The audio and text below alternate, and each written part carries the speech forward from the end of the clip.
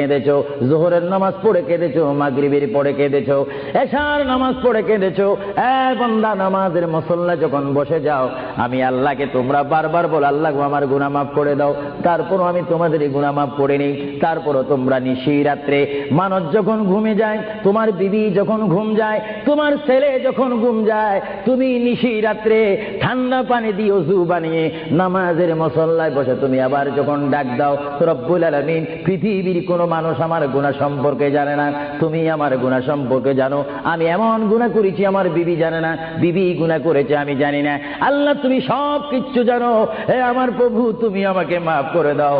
আমার আল্লাহ বলে, তারপরও যদি তোমাদেরকে আমি মাফ না করি, তারপরও বান্দা তোমরা আমার রহমতের দরজা থেকে ফিরে যাইও না।